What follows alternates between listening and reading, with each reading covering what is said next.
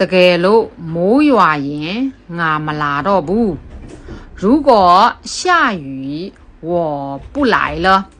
如果下雨我不来了တကယ်လို့သူသဘောမတူရင်ဘလို့လုပ်မလဲ假如他不同意那怎么办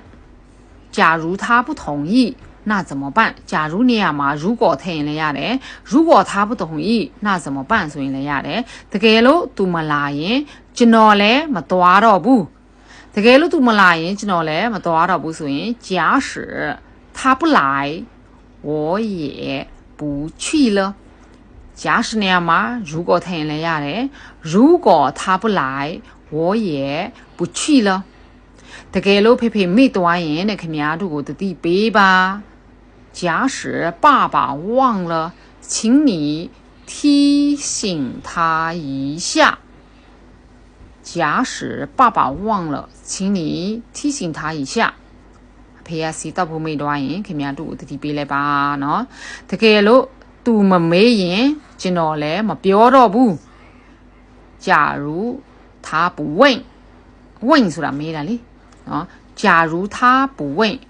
我也不说了假如他不问我也不说了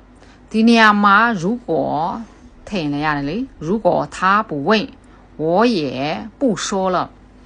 တကယ်လို့သူကျွန်တော်ကိုမေ့လို့မရရင်လဲမတတ်နိုင်ဘူးတကယ်လို့သူကျွန်တော်ကိုမေ့လို့မရရင်လဲမတတ်နိုင်ဘူး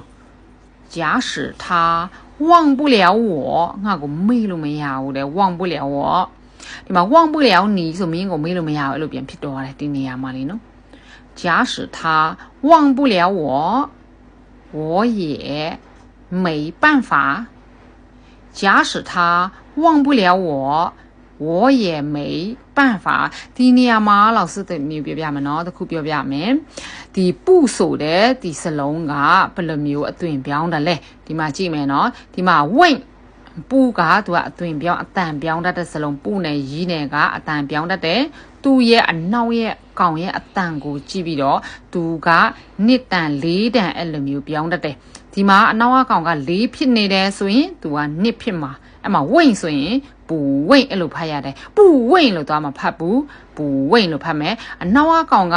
တိအတန်ရှောလို့ဖြစ်နေတယ်ဆိုရင်သူကပူရှောအဲ့လိုမျိုးသူများနဲ့ကိုစန့်ကျင်လောက်ချင်တာဒီပူဆိုတဲ့စကလုံးနဲ့ရီးဆိုတဲ့စကလုံးเนาะဒီမှာရှာဆိုရင်သူကရီးရှာအဲ့လိုမျိုးပြန်ဖြစ်သွားတယ်เนาะသူတို့နှစ်ခုကတူတယ်ဒီမှာပူရှောဒါကပူဝင့်အတန်ပြောင်းတယ်เนาะ